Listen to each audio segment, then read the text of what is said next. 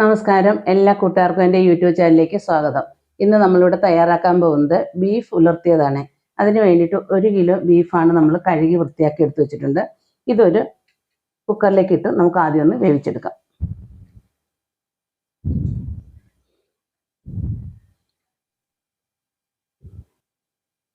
ഇതിലേക്ക് 1/4 ടീസ്പൂൺ മഞ്ഞൾപ്പൊടി, ഇഞ്ചിയും വെളുത്തുള്ളിയും കൂടെ ചതച്ചത് 1 ടീസ്പൂൺ, ആവശ്യത്തിന് ഉപ്പ് ഇത് കൂടെ ചേർത്ത് നന്നായിട്ട് യോജിപ്പിച്ച ശേഷം നമുക്കൊന്ന് വേവിച്ചെടുക്കാം. ബീഫിലേക്ക് ഒട്ടും വെള്ളം തന്നെ ചേർക്കരുത്. ബീഫിനകത്തുള്ള വെള്ളം മതി വെന്ത് വരാനായിട്ട്. ഒരു 7-8 വിസിൽ വരുന്നവരെ നമുക്കൊന്ന് വേവിച്ചെടുക്കാം. മഞ്ഞൾപ്പൊടി 1/4 ടീസ്പൂൺ ചേർത്താൽ നമ്മളിവിടെ പൊടിച്ച നല്ല പൊടിയായതുകൊണ്ടാണ്. കടയിൽ നിന്ന് വാങ്ങിക്കുന്നതാകുമ്പം 1/2 ടീസ്പൂണെങ്കിലും നമ്മൾ ചേർക്കണം. ഇനി ഇത് നമുക്ക് മൂടി വെച്ച് വേവിക്കാം. ഇറച്ചി വെന്ത് വരുന്ന നേരത്ത് നമുക്കിതിന് വേണ്ട മസാല തയ്യാറാക്കാം. നമ്മൾ മുളകും മല്ലിയും മുഴുവനായിട്ടുള്ളതാണ് എടുത്തിരിക്കുന്നത്.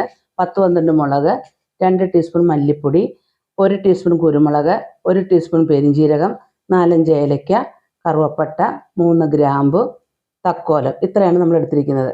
ഇതെല്ലാം കൂടെ നമുക്കൊന്ന് മൂപ്പിച്ചെടുക്കാം. ആദ്യമേ നമുക്ക് മുളകിടാം. മുളകിനാണ് മൂപ്പ് കൂടുതൽ, അതുകൊണ്ട് നമുക്ക് മുളകിട്ട് മൂപ്പിച്ചെടുക്കാം.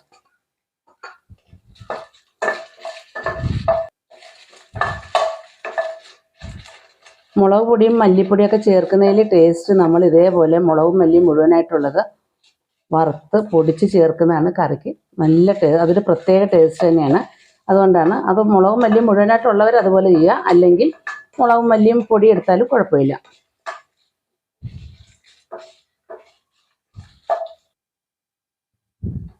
ഇനി ഇതിലേക്ക് മല്ലി ഇട്ട് കൊടുക്കാം. മല്ലിയെല്ലാം നമ്മൾ കഴുകി ഉണക്കിയതാണ്.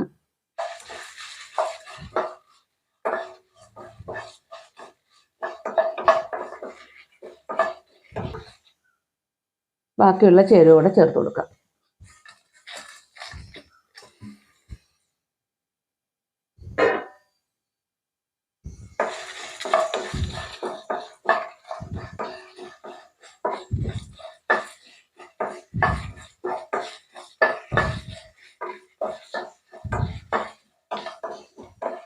ഇതിലേക്ക് പ്രത്യേകിച്ച് ഇനി നമ്മൾ മസാലപ്പൊടി ചേർക്കണ്ട. ഗ്രാമ്പും തക്കോലും ഏലക്കയും കുരുമുളകും പെരിഞ്ജീരകവും എല്ലാം നമ്മൾ ചേർത്തിട്ടുണ്ട്. നമുക്ക് ഇനി ഇതെല്ലാം കൂടെ പൊടിച്ചിട്ട് ആ പൊടി മാത്രം നമ്മൾ ചേർത്താൽ മതി. അപ്പം നല്ല തനതായ നല്ലൊരു ടേസ്റ്റ് തന്നെ ഈ കറിക്ക് ഉണ്ടാവും.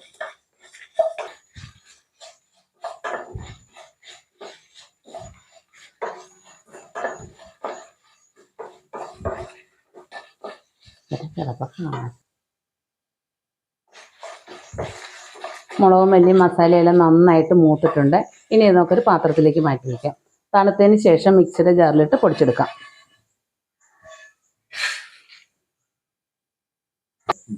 പാനിൽ തന്നെയാണ് കറി തയ്യാറാക്കാൻ പോകുന്നത്.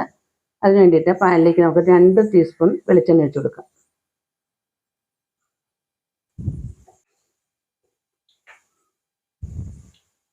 എണ്ണ ചൂടായി വന്നിട്ടുണ്ട്. അതിലേക്ക് ആവശ്യത്തിന് കടുക് ഇട്ട് കൊടുക്കുക.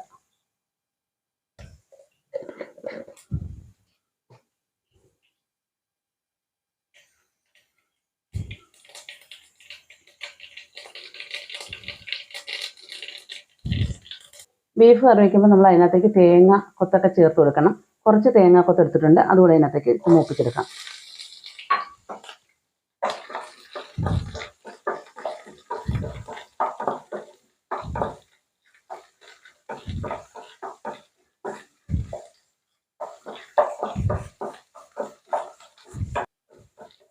കുക്കറിൽ 1ാമത്തെ വിസിൽ വന്നിട്ടുണ്ട്. തേങ്ങ മൂപ്പായി തുടങ്ങിയിട്ട് തേങ്ങ മൂത്തതിന് ശേഷം നമുക്ക് കോരി മാറ്റി വയ്ക്കാം. ഏറ്റവും ലാസ്റ്റ് നമുക്ക് ചേർക്കാം. ഇതിലേക്ക് 2 കറിവേപ്പിലൂടെ ചേർത്ത് തേങ്ങാക്കൊത്ത് മൂപ്പിച്ച് കറിവേപ്പിലയും മൂപ്പിച്ച് നമുക്ക് മാറ്റി വയ്ക്കാം.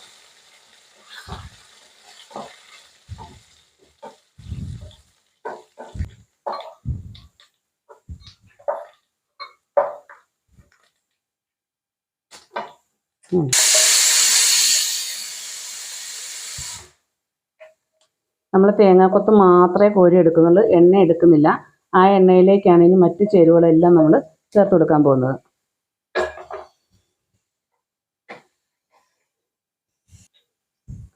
10-15 കഷ്ണം വെളുത്തുള്ളിയും ഒരു വലിയ കഷ്ണം ഇഞ്ചിയും കൂടെ ചതച്ചാണ് അതിനകത്ത് ചേർത്ത് കൊടുക്കുക.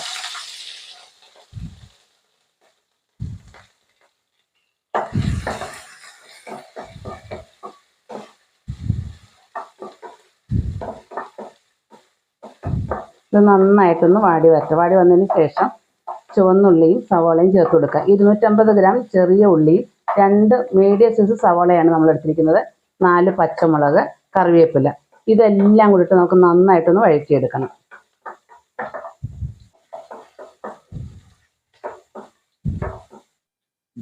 ഇഞ്ചിയും വെളുത്തുള്ളിയും മൂത്ത് വന്നിട്ടുണ്ട്. ഇനിയിപ്പോൾ നമ്മൾ അരിഞ്ഞ് വെച്ചിരിക്കുന്ന ചുവന്നുള്ളിയും സവോളയും പച്ചമുളകും കറിവേപ്പിലയും എല്ലാം കൂടെ നമുക്ക് ചേർത്ത് കൊടുക്കാം.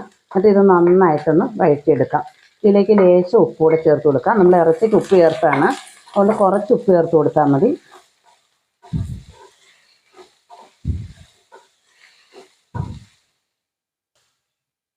ലേശം ഉപ്പ് ചേർത്ത് കൊടുത്താൽ മതി.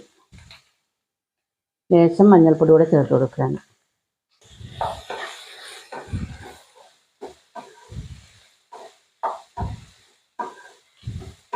ഇതെല്ലാം കൂടെ നന്നായിട്ട് വാട്ടിയെടുക്കാം. നന്നായിട്ട് അലിഞ്ഞു ചേരണം, നന്നായിട്ട് വാടി വരണം. അപ്പോൾ ഇത് വാടി വരുന്ന സമയത്ത് നമുക്ക് നേരത്തെ വറുത്ത് വെച്ച മസാലക്കൂട്ടെല്ലാം ഒന്ന് പൊടിച്ചുകൊണ്ട് വരാം. അപ്പോൾ ഇറച്ചിയും വേകട്ടെ, ഇത് ഇവിടെ നിന്ന് വാടി വരട്ടെ. നമുക്കൊന്ന് മൂടി വയ്ക്കാം. നമുക്കൊന്ന് തുറന്ന് നോക്കി ഇളക്കി കൊടുക്കാം.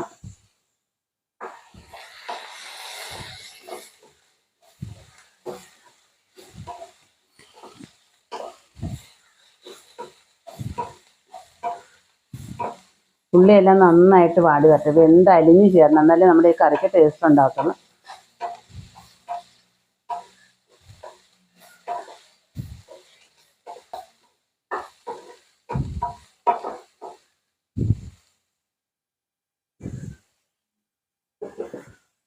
എട്ട് വിസിലോളം വന്ന് നമ്മളിനി കുക്കർ ഓഫാക്കുകയാണ്. തണുത്തതിന് ശേഷം തുറന്നു നോക്കാം.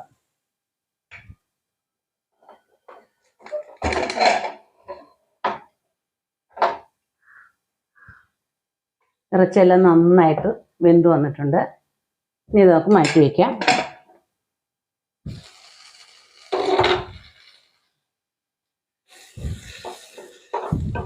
ഉള്ളി സവോളയൊക്കെ നന്നായിട്ട് അലിഞ്ഞ് ചേർന്നിട്ടുണ്ട്. ഇതിലേക്ക് നമുക്കിനി പൊടിച്ചു വെച്ച മസാലക്കൂട്ട് ചേർത്ത് കൊടുക്കാം. എല്ലാം കൂടെ വറുത്ത് പൊടിച്ചതാണ്, അത് നമുക്കിതിനകത്തേക്ക് ചേർത്ത് കൊടുക്കാം. ഇതൊന്ന് മൂപ്പിച്ചെടുക്കാം. ഇതിലേക്ക് ഇനി വേറെ മസാലകളൊന്നും ചേർക്കണ്ട, ഇത് മാത്രം ചേർത്താൽ മതി.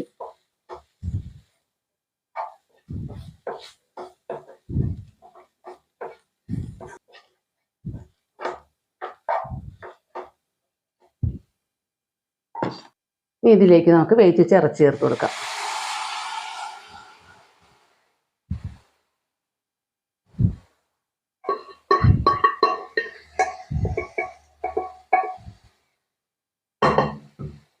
എല്ലാം കൂടെ നന്നായിട്ട് ഇളക്കി യോജിപ്പിക്കാം.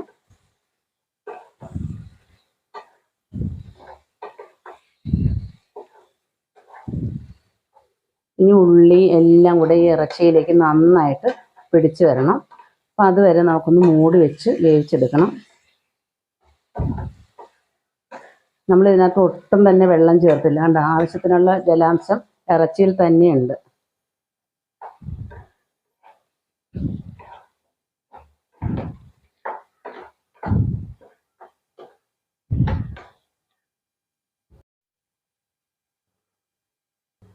ഇനി നമുക്കൊന്ന് തുറന്ന് നോക്കാം.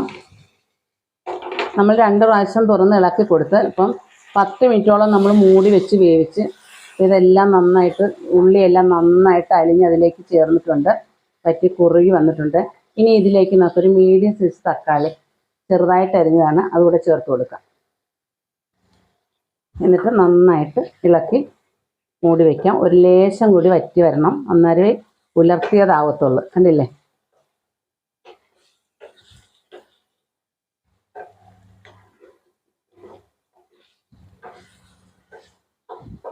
രണ്ട് മിനിറ്റ് കൂടെ നമുക്കൊന്ന് മൂടി വെച്ച് വേവിക്കാം.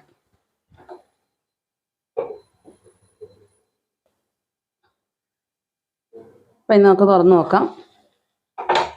കണ്ടില്ലേ, കറിയെല്ലാം നന്നായിട്ട് വറ്റി. ആ ഇറച്ചിയിലേക്ക് നമ്മുടെ ഉള്ളി സവള എല്ലാം നന്നായിട്ട് വെന്തലിഞ്ഞ് ചേരണം. അപ്പോഴേ ബീഫ് ഉലർത്തിയത് കറക്റ്റായിട്ട് അതിൻ്റെ പരുവമാകത്തുള്ളൂ. ഇപ്പം എല്ലാം കറക്റ്റായി. ഇനി നമുക്ക് ഫ്ലെയിം ഓഫാക്കാം. ഉപ്പെല്ലാം ചെക്ക് ചെയ്തു. ഉപ്പും മസാലയും എല്ലാം കറക്റ്റായിരുന്നു നമ്മൾ ചേർത്തത്. ഇനി ഇതിലേക്ക് നമ്മൾ വറുത്ത് കോരിയ തേങ്ങാക്കൊത്തിട്ട് കൊടുക്കാം.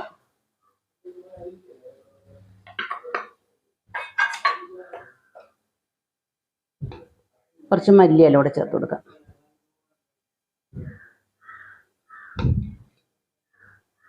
ഇത്രയേ ഉള്ളൂ, നമ്മുടെ ബീഫ് ഉലർത്തിയത് റെഡിയായി. അപ്പോൾ ഈ വീഡിയോ നിങ്ങൾക്ക് ഇഷ്ടപ്പെട്ടല്ലോ. ഇഷ്ടപ്പെട്ടെങ്കിൽ ലൈക്ക് ചെയ്യുക, ഷെയർ ചെയ്യുക, കമൻറ്റ് ചെയ്യുക, സബ്സ്ക്രൈബ് ചെയ്യുക. വീഡിയോ ഇഷ്ടപ്പെടുകയാണെങ്കിൽ ഫ്രണ്ട്സിനും ഫാമിലിക്കും ഒക്കെ ഷെയർ ചെയ്യുക. ഇനി നല്ല നല്ല വീഡിയോയുമായി നമുക്ക് കാണാം. താങ്ക്